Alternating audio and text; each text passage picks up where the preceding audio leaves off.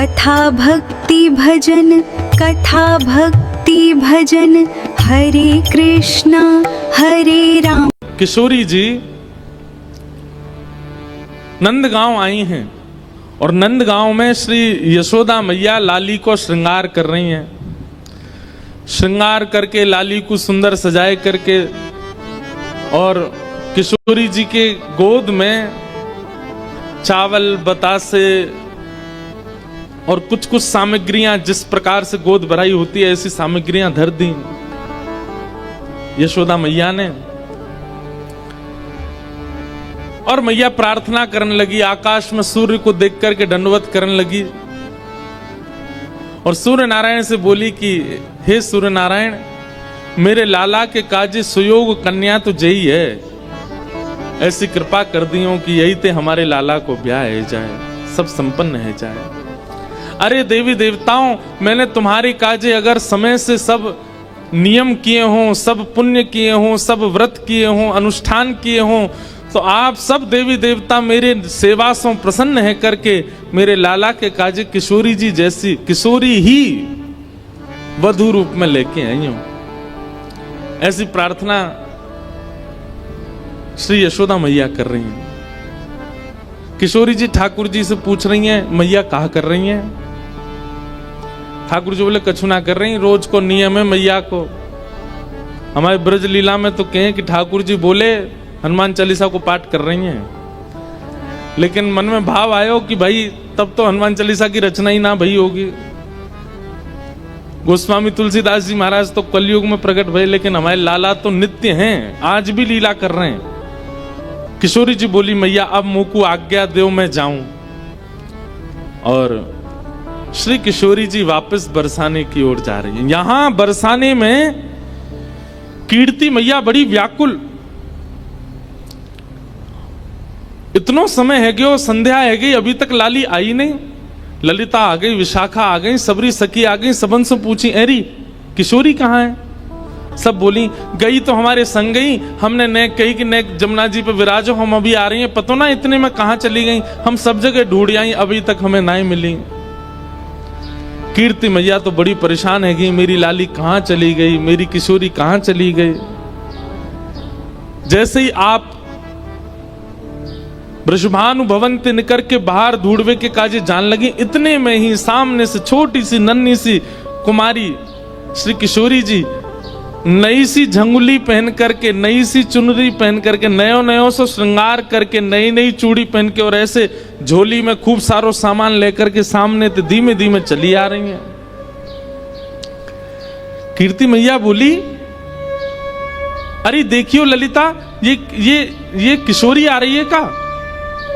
हाँ मैया, लग तो किशोरी सी रही है। बोले पर ये वस्त्र तो मैंने धराए ना, या ये क्या कि वस्त्र कैसे बदल गए? दौड़ करके जाके देखो तो किशोरी जी तुरंत मैया ने अपनी गोद में उठा लिया। अरे लाली, तू कहां चली गई? तू कहां को चली गई? और ये तेरे वस्त्र कैसे बदल गए? और इतनो सारो श्रृंगार ये कौन ने किए तेरो? ऐसे सुंदर पत्रावली, ऐसे सुंदर गले में हार, और ये तू कहां भर के लाई है अपने पास? खोल करके देखे तो वहां में जो जब बेटा को ब्याह पक्के करने के लिए बहू की गोद भरते हैं तो वो सारे सामान धरे थे। कीर्ति मैया बोली, कहां ते लेके आई है ये सब? कौन ने दियो तो को? किशोरी जी बोली, मैया मैं नंदगाम गई, कान कुंवर के घर गई, तो वहां कान कुंवर की मैया यशोदा जी ने ये सब श्रृंगार मुंह को प्रदान किया है। कीर्ति मैया सुनकर के मनी मन विचार करने लगी, ये तो बचपन से हमारी बात हती कि लाला सो लाली को ब्याह करेंगे, ये तो बचपन से हमारी इच्छा हती। लेकिन अब देखो, यहां कीर्ति मैया भी चाहती हैं कि किशोरी जी का ब्याह ठाकुर जी से हो, वहां यशोदा मैया, लेकिन कीर्ति मैया एक लीला प्रकट करती हैं और जैसी भावना कीर्ति मैया के हृदय में, वैसी भावना सब बरसाने वारेन के चित्त में है जाए। वाकई लिए किशोरी जी एक लीला करती हैं। कैसी लीला?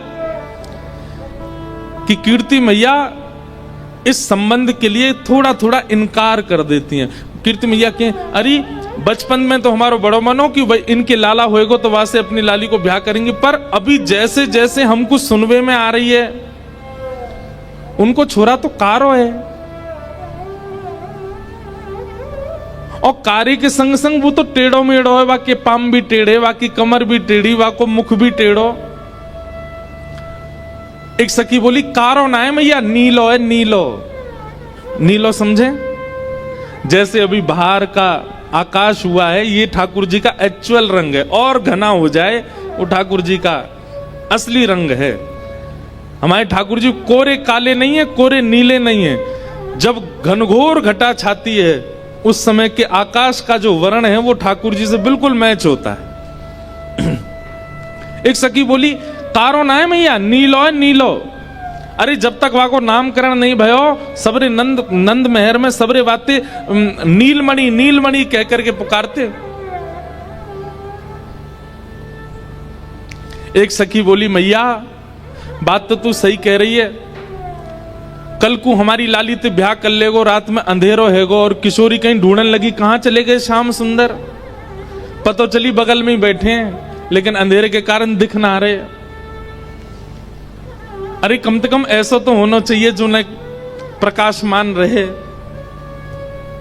किशोरी जी ये सब बात सुन रही हैं और नीची नजर करके बिल्कुल गहरी गहरी सांस ले रही हैं। उनको प्रिय नहीं लग रही ये सारी बातें।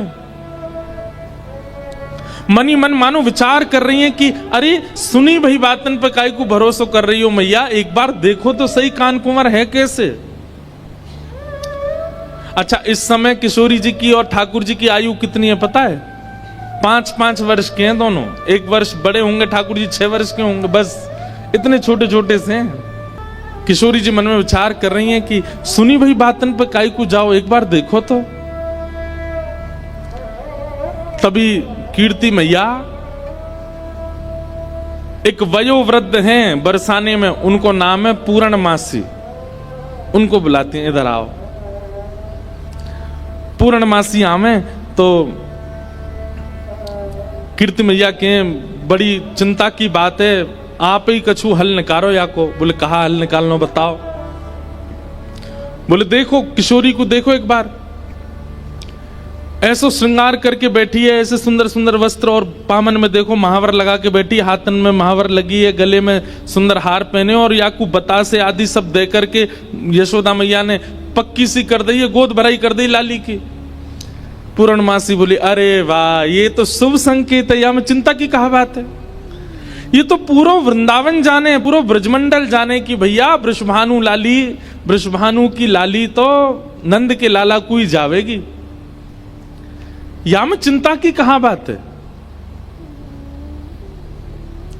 कीर्ति मैया बोली पर मुझे चिंता हो गई, ऐसी सुकुमारी, ऐसी सुंदर, ऐसे रूप गुण सब में संपन्न, और वो यशोदा को लाला, वाक्य तो मैंने ऐसे ऐसे कुकर्म सुने हैं, चोरी करके खावे, टेढ़ो मेढ़ो सो चले, कारो सो है, ऐसो ऐसो है। कारो भी एक बार को स्वीकार कर लूंगी, टेढ़ो मेढ़ो भी एक बार को स्वीकार कर लूंगी, लेकिन चोर मुझे तुम ही बताओ पूर्णमासी, कोई सास यूं चाहेगी कि वाह को दामाद चोर हो?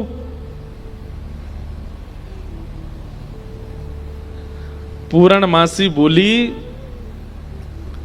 कन्हैया चोर है? बोले हाँ। और तुम सबरे कौन हो? बोले हम सबरे तो राजघराने के हैं, हम तो सबरे राजा हैं, रानी हैं, ऐसे हैं वैसे हैं। पूर्णमासी बोली देखो जाए तो संसार में सब चोर हैं, या संसार में चोर तो कोई ना बचो। पूर्णमासी ने ऐसो पद सुनायो, कीर्ति मैया बोली अरे एक चोर शब्द कहा बोल दिए तुम, तो बिल्कुल ही जो है का रोवे को आतुर रह गई हो। मतलब ऐसे कौन करे? अरे भाई मैं सास हूं, मैं बोल सकूं कि मेरो जमाई चोर न होए, आप तो पूरी सब चोर बता दिया आपने। अरे कीर्ति मैया तूने एक विचार कर, नंद बाबा यशोदा के यहां कोई माखन की कमी है, कोई दूध की कमी है, कोई दही की कमी है? ये सब लीला कीर्ति मैया इसलिए कर रही है क्योंकि बरसाने की सब सखियां खड़ी हैं, ये सुने, कल को ये लोग ना कुछ कहने लग जाएं। आज इनके सामने स्पष्ट कर दूं सब बात, इसलिए कीर्ति मैया ये लीला कर रही हैं। और पूर्णमासी की बात सुनकर के सब सखियां ही बोलने लगी, अरे कीर्ति मैया पूर्णमासी सांची कह रही है, वाके घर में कोई कमी थोड़ी है, वो चुरावे जावे वाको सुख है, वो सबन को सुख देवे जावे और ना कोई को चोरी जैसा अनुभव होवे। कीर्ति मैया बोली, मैं फिर भी चाहूंगी कि पूर्णमासी तुम जाओ और कहा करो, बोले जैसे हमारी लाली उनने नंदगाम बुला लई, टीको कर दियो, काजल लगा दियो, वस्त्र पहना दिए, ऐसे कैसे करके वह लाला को बरसाने लेके आओ। सब लोग ध्यान से सुनियो, ठाकुर जी अब तक रूप बदल बदल के बरसाने आए हैं, लेकिन अपने वास्तविक रूप में अभी तक बरसाने आए नहीं हैं ठाकुर जी। और जैसी कीर्ति मैया ने कही कैसे भी लाला लेके आओ, और याद रखियो ना तो नंद को पता चले, ना यशोदा को पता चले, ना दाऊ दादा को पता चले, ना रोहिणी को पता चले, और वहां के जो छोटा सबरे सखा उनको भी पता नहीं चलनी चाहिए। अकेले कन्हैया को बरसाने लेके आओ, हम सबरी सखी घेर के वहां के एक एक रों को देखेंगी, तब लाली को ब्याह करेंगी। पूर्णमासी बोली, ये तो बड़ो कर्रो काम है। एक तो वो इतना चंचल है, कोई के हाथ में आवे ना, वाकू लेकर के इतनी दूर लानो और फिर इतने सब सकीन के बीच में रखनो। बोले ना पूर्णमासी अब ये काम करो, ऐसी सुकुमारी हमारी लाली, हमने देखभाल के सब करेंगे। सब सखियों के मन में भी प्रेम उत्पन्न होने लगा कि श्याम सुंदर आएंगे, हम भी उनको देखेंगे, हम भी न अनुभव करेंगे कैसे हैं। किशोरी जी को भी सुख है कि एक बार आ जाएं बरसाने में, यहां बैठ करके सबके बीच उनका दर्शन पुनः हो जाएगा। पूर्णमासी बोली, तो ठीक है मैं जा रही हूं ठाकुर जी को लेने। पूर्णमासी निकल पड़ी। ठाकुर जी यहां गैया चरा रहे थे अपनी, बाकी के सब सखा अपने अपने घर को जा चुके, एक मन सुखा ठाकुर जी के पास रह गया था। पूर्णमासी दूर से देख रहे, बोले हाँ बढ़िया है, सबरे सखा चले गए, मन सुखा का है, पतलो सोया तो 2-4 रेपटा में मैं गिरा दूंगी, कन्हैया ले जाऊंगी। पूर्णमासी जो थी उसकी आयु होगी 80-90 के लगभग, कमर उसकी झुकी हुई थी और ऐसे थोड़े लचक लचक के चलती। जैसी चलती आ रही इतने में ही मन सुखा बोलो, लाला देखियो ऐसा लग रहा हो कोई झूला झूल तो भयो आ रहा का। ठाकुर जी बोले, हमें लग तो ऐसा ही रहो कोई झूला ही चल तो भयो आ रहा का। उसकी आकृति ऐसी मानो कोई झूला चल के आ रहा है। थोड़ी पास आई तो इतने में मन सुखा, अरे लाला जी तो वो है पूर्णमासी। ठाकुर जी बोले, जी कहा करे? बोले ये क्वार इनको ब्याह कराती डोले, कोई क्वारो दिख जाए वही को ब्याह करा दे। लाला आज हमारो तेरो सौभाग्य देख, मधुमंगल तनसुखा मनसुखा तनसुखा धन सुखा सबरे चले गए, बस मैं और तू ही बचे हैं और हमारे सामने पूर्णमासी आई है। आज चूकनो नहीं है, अपनो ब्याह को सब प्रस्ताव धर लेंगे, कर लेंगे बढ़िया थे, निकलंबी दंडौत करेंगे याकू आज। ठीक है। जैसे पूर्णमासी आई, ठाकुर जी, अरे मासी बड़ी दिनान में मिलियो, जय हो, दंडवत प्रणाम। ठाकुर जी की प्रणाम देख करके पूर्ण, अरे मेरो लाला, अरे कन्हैया इतकू आजा, हृदय ते लग जा मेरे। अरे लाला तू को ऐसी बहु ढूंढ के लाऊंगी मैं, तू कहा पूरा नंदगाम देखते रहेगो। मन सुखा बोलो, हम भी हैं मासी यहाँ पे, हम प्रणाम कर रहे हैं दंडवत लेट के। पूर्णमासी आशीर्वाद दे रही है, तो ऐसा आशीर्वाद तू बतासो सो है जा, कोई पाम धरे सो पट्ट फूट जाए। बतासो जाने ये और बात है भैया, यहाँ पे ब्रज भाषा में कोरी कथा कर दूं तो शब्द नहीं जाने। बतासो जाने, जानते हैं बतासा कैसा होता? कोई पाम धर दे तो कैसा हो जाता? फूट जाए, बहुत हल्का सा मीठा होता है।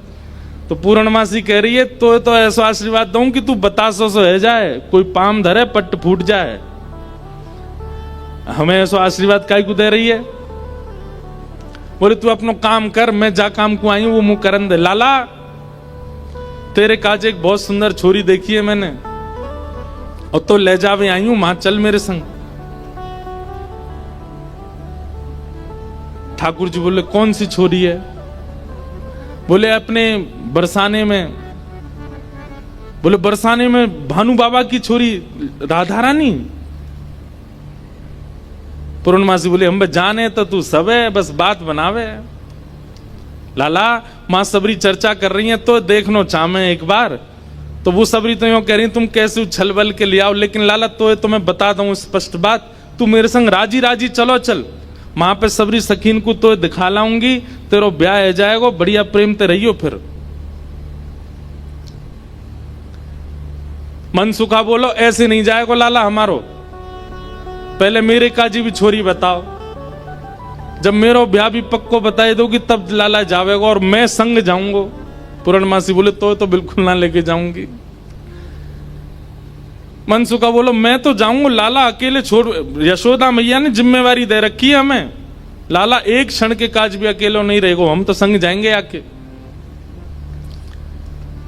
पूर्णमासी बोली अब लाला देख देरी मत करे, रात है जाएगी, फिर सब तो ढूंढेंगे, तू जल्दी चल मेरे संग बरसाने, और मां सबरे तेरी प्रतीक्षा कर रहे हैं। ठाकुर जी बोले नहीं, एक बार यूं बताए तो मैं कैसा लग रहा हूं? पूर्णमासी बोली लाला बहुत सुंदर लग रहा हो, बहुत चोखा लग रहा हो, बिल्कुल एकदम बढ़िया। अभी गैया चरा रहे हैं, गोबर लगाए जगह जगह पे, लेकिन फिर भी पूर्णमासी कह बहुत बढ़िया लग रहा हो लाला, ऐसी चलो चल। मनसुखा बोलो हम बता दे हम कैसे लग रहे हैं? तू तो ऐसा लग रहा हो कोई बंदर नहा के आयो हो, बाकी सबरे बाल चपक जाएं। मनसुखा बोलो तू मोते ज्यादा ना बोल रही, यो ना पता कि लाला अगर मैं इशारों कर दूंगा तो जावेगो नहीं बरसाने की ओर। पूर्णमासी बोली तू कर दे इशारों एक बार याकू। मनसुखा बोलो लाला तू बरसानो नहीं जाएगो। पूर्णमासी बोली लाला संध्या हरी जल्दी चल, सोई ठाकुर जी चल दिए। मनसुखा बोलो लाला तेने बढ़िया हमारी यारी नभाई है, हम एक बार हमारी बात मान जा तो रुक जा तो ने। बोले अरे ब्याह के काजे में 6 महीना ते इंतजार कर रहा हूं, जैसे तैसे हेरो तो है ना देगो, तेरी बात बाद में मान लूंगा मैं, अभी जान दे। मनसुखा बोलो मैं भी चलूंगा। खूब पूर्णमासी ने मना करी, लेकिन मनसुखा बोलो मेरे बिना नहीं जाएगा, मैं चलूंगा। मनसुखा भी गयो। मनसुखा रास्ता में बोलो कैसो दिन आ गए हो भैया, बता दुल्हा पैदल पैदल जा रहा है, अरे कोई बैलगाड़ी तो मंगा ले, कोई घोड़ा तो मंगा ले, कोई ऊंट तो मंगा ले। पूर्णमासी बोली तुम जैसे इनके ब्याह है रहे यही बहुत बड़ी बात है, पैदल ही चल दो। बोले देख मैं तो पैदल चलूंगा, लेकिन लाला पैदल इतना दूर बरसानो पैदल थोड़ी जाएगा। या के काजे अब तेरे काजे ऊंट कहां ते लाऊं मैं, तेरे काजे घोड़ी कहां ते लाऊं मैं। मनसुखा बोलो वैसे जरूरत तो ना है, तुम नेक और झुक जाओ तो तुम ही काफी हो, तुम पे ही बैठ जाओ, थोड़ी तो झुकी भाई हो, नेक और झुक जाओ। लेकिन पूर्ण ब्रज में सबको सुख मिलता है ठाकुर जी के साथ। पूर्णमासी नेक और झुक गई, ठाकुर जी अपने कंधा पे बैठा लिए और दोनों तरफ पैर लटका करके ठाकुर जी मुंह दिखाई करवे जा रहे हैं, अपनो ही मुंह दिखावे जा रहे हैं ससुराल। आहा एक बहुत सुंदर भाव आज लाल जी ने लिखवाया। जैसे ही ठाकुर जी बरसाने पहुंचे, आज तक छोटी गोपी बन के जा चुके हैं, जोगी बन के जा चुके हैं, खूब रूप बदल बदल के ठाकुर जी गए, लेकिन पहली बार अपने प्रत्यक्ष रूप में बरसाना जा रहे हैं ठाकुर जी। ठाकुर जी पहुंच गए, जाए करके जैसे ही पहुंचे तो पहुंचते ही स्वागत ही ऐसा कि अच्छा तो जई है वो कारे कारे कारे काले कलूटे। ठाकुर जी की रूप माधुरी पर ही आक्षेप करने लगे, सब बैठा दिए। अब बैठा करके सब सखियां घेर करके बैठी हैं, बीच में श्याम सुंदर बैठे। बैठ जाओ लाली लेंगे बाद में। हाँ सब लोग इधर देखो, ध्यान से सुनो। ठाकुर जी को बैठा करके सब सखियां घेर करके बैठी हैं और अब आपस में चर्चा करनी है। बीच में मनसुखा भी बैठा है। सखियां आकर के बोली मैया जमाई तो आयो संग में, मुंह दिखाई करवावे आयो संग में, पर ये अपने गांव ते बंदरन ने काई को लिया आयो संग में। मनसुखा बोला हम बंदर ना आए, हम लाला के सखा हैं, हमारे कहे बिना कछु ना करे लाला। हम कहें तो उठे, हम कहें तो बैठे, हम कहें तो चले, हम कहें तो सोवे, हम कहें तो खावे।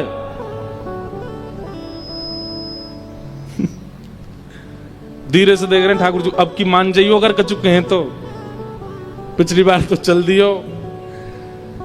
सब सखियां ठाकुर जी को कोई कान पकड़ के देख रही है, मैया कान तो ठीक है, आके नाक पकड़ के देख रही, मैया नाक ठीक है, या की आंखन में घूर घूर के देख रही, बोले मैया आंखों ठीक है, या की मुखमंडल देख रही हैं, हाथ देख रही हैं, पाम देख रही हैं, चलवा के देख रही हैं, चलवा के देख रही हैं, सब गोपी करी। मैया चाल तो बढ़िया है, लेकिन नेक ऐसी लगे जनानी सी, जनानी समझे, ऐसा लगे नेक नेक कोई छोरी चल रही है का। अरे ना है लाला हमारो जब गैया चरावे जावे तब देखो बिल्कुल ऐसी मर्दानी सी चाल चले, ऐसा मत कहो। सब ठाकुर जी को घेर करके विविध विविध प्रकार की बातें कर रही हैं। एक गोपी बोली लाला तुम बाकी सब चीजन में तो ठीक हो, लेकिन फिर चोरी काय को करो।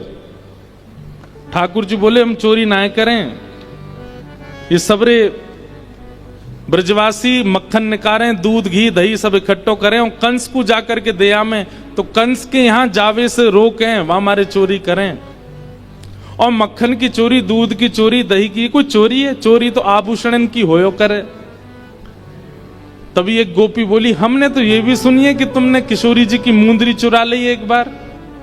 एक गोपी बोली मैंने तो सुनी है तुमने मुंदरी भी चुराई।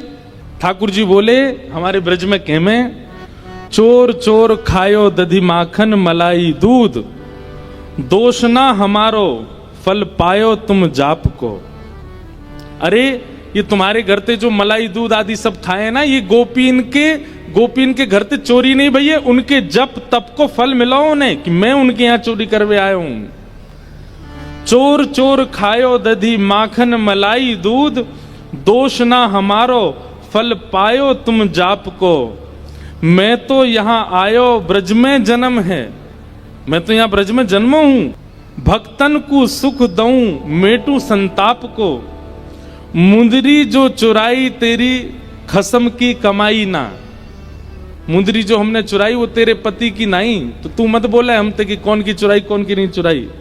हम श्याम श्यामा एक झगड़ो नहीं आपको, हम दोनों एक हैं, तुम कहा जानोगी यह बात।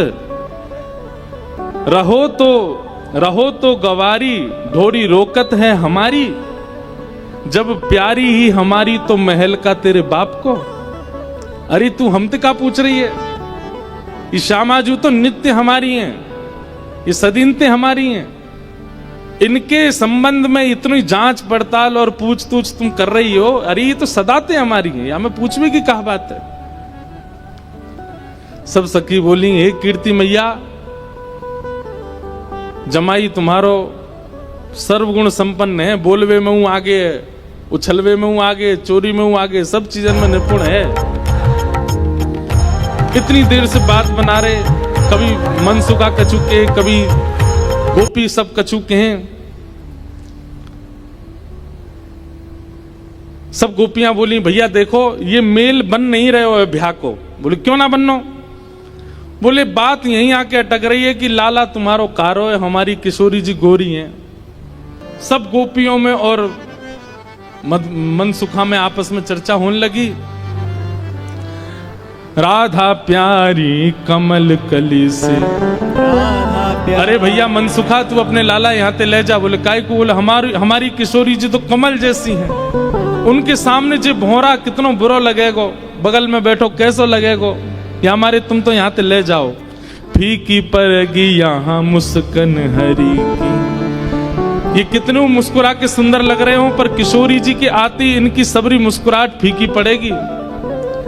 कहीं और ही बात चलाओ, चलो जाओ जाओ कन्हैया तेरो कारो है। सब सखियां कह रही हैं बोले ले जाओ अपने लाला कहीं और ही ब्याह कर लो। तो फिर अगली पंक्ति में मनसुखा कह रहे हैं क्या, श्याम होत ही कमल मुरझावे, जैसी संध्या है जाए सो कमल मुरझा जाए, अपनी पंखुड़ी ने समेट ले, ऐसे ही लाल संग लाली की दशा है। लाली आपकी कितनी सुंदर हो, कितनी खिली कमल सी हो, लेकिन लाला के आते ही इनके समस्त तेज को, समस्त योग को, समस्त बल को हमारो लाला ले लेगो, ऐसा है नहीं। पर मनसुखा कह रहा है, मनसुखा कह रहा हूं हमारो लाला जैसी लाली के बगल में बैठेगो, सबरो तेज तुम्हारी लाली को अपने अंदर ले लेगो। श्याम होते ही कमल मुस्कावे, ऐसे ही लाल संग लाली की दशा है।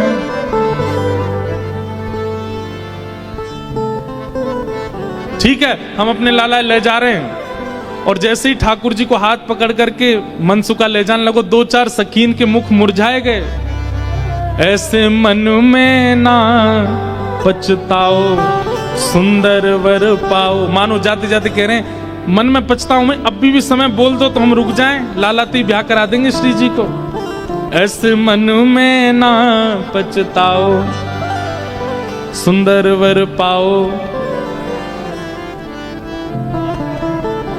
कन्हैया मेरो प्यारो है। तो मनसुखा क्या कह रहा है, श्याम होत ही कमल मुरझावे, ऐसे ही लाल संग लली की दशा है।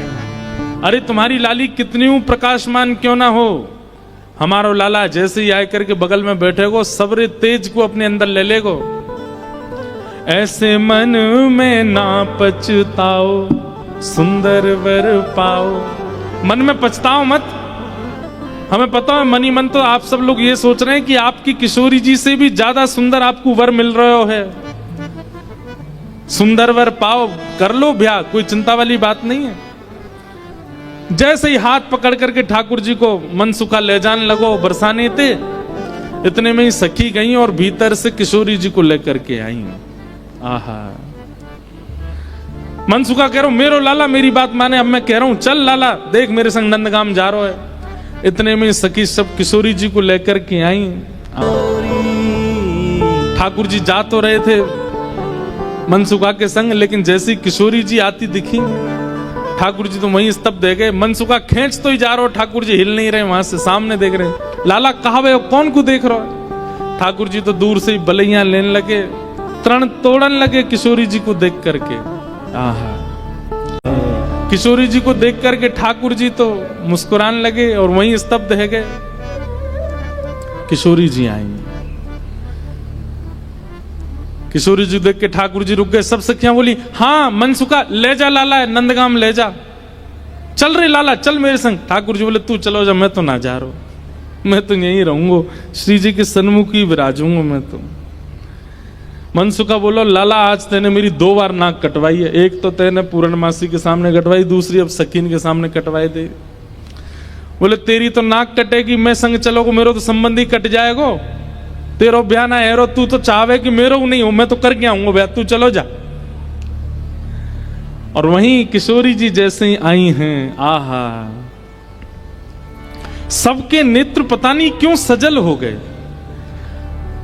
ऐसा कोई व्यवस्थित विवाह प्रसंग कहीं वर्णन नहीं है, ये मिलन ही विवाह है किशोरी जी और ठाकुर जी का। ये मन में विवाह हो रहा है सब ब्रजवासियों के और सब जनों के। सेज पर ले जाकर के किशोरी जी को बिठाया, सुंदर सिंहासन पर किशोरी जी बैठी हैं, और तभी ठाकुर जी बगल में आकर के बैठे। जैसे ही ठाकुर जी आकर के बैठे, सब बरसाने की सखियां, गोपियां, कीर्ति मैया सब नजर उतारने लगी, आरती करने लगी। आहा इतने सुंदर लग रहे हैं दोनों, आनंद में भर गए सब। ठाकुर जी तो बस किशोरी जी को ही निहार रहे हैं, और कोई छवि नेत्रन में आ ही नहीं रही है। प्यारी जब जब देखूं तेरो मुख, तब तब नयो नयो लागे। किशोरी जी के सामने जैसे बैठे, कीर्ति मैया से पूर्णमासी बोली, मैया देख लो कैसी छवि लग रही है, कैसा अद्भुत लग रहा है स्वरूप। मैया बोली, ना मैं तो मनी वैसे ही चिंता कर रही, वास्तव में ऐसा लग रहा हो कि जैसे मानो हमारी लाली और ये लाला दोनों एक दूसरे के काजे ही बने हैं। ठाकुर जी के बगल में बैठती किशोरी जी कैसी लग रही है, मानो जैसे किशोरी जी तो कोई स्वर्ण की अंगूठी हैं और वह स्वर्ण की अंगूठी में नील मणि श्री कृष्ण लगे हुए हों। दर्शन करके सब सखियां, सब बरसाने की गोपियां निहाल हो गईं।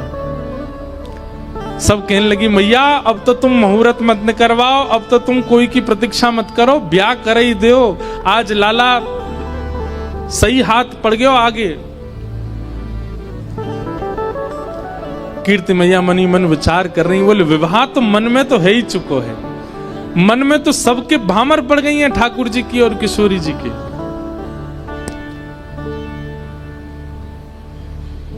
आहा कैसी सुंदर छवि लग रही है, लेकिन अभी भी कुतूहल बंद नहीं हो रहे हैं सब लोगों के। ठाकुर जी से सब लोग बोलने लगे, बोले देखो रूप में सुंदर है वे ते काम नहीं बनेगो, हमारी श्री जी के समान गुण हैं कि नहीं तुम्हारे अंदर। मधुमंगल मनसुखा बोलो, बोले देख लो जो कहोगे हमारो लाला करके दिखाई देगो, सब करवे में निपुण है हमारो लाला। ठाकुर जी बोले हमारे गुण देखने हैं।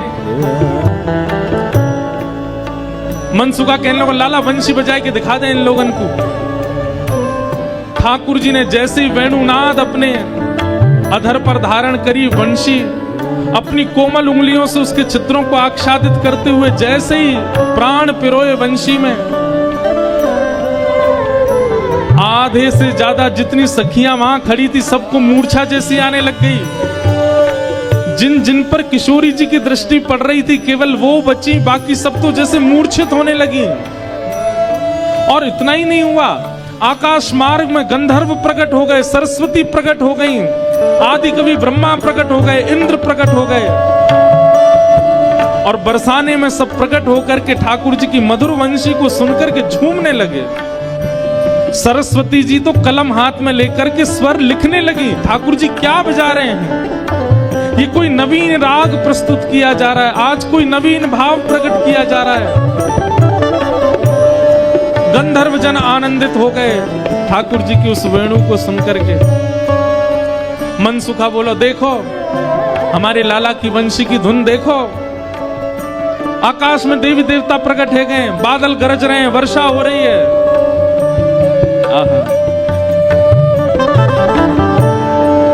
ठाकुर जी की वेणु सुनकर के सब मंत्रमुग्ध हो गए। इतने में ही हमारी किशोरी जी ने कही, बोले रुको अभी ये बता मैं। और तब क्या हुआ, बैठे हरि राधे संग, बैठे हरि राधे संग, कुंज भवन अपने रंग, कुंज भवन अपने। ठाकुर जी ने ऐसी वंशी बजाई महाराज कि सब सखियां तो मूर्छित होने लगी। आकाश मार्ग में देवी देवता प्रकट हो गए, प्रकट होकर के ठाकुर जी की मधुर स्वर को सुनकर के सब मानो आश्चर्यचकित हो गए। मनसुखा बोलो, गोपिन तो देखी हमारे लाला की वंशी देखी, आधी तो तुम में तो मूर्छित है गई, और आकाश में देखो देवी देवता प्रकट हो गए लाला की वंशी सुनवे के काजे। ऐसा ऐसा संगीत को गुण हमारे लाला में है। अरे याते बढ़िया छोरा कौन सा मिलेगा, गुण संपन्न है, यही तो ब्याह करो। इतने में ही हे प्यारी ता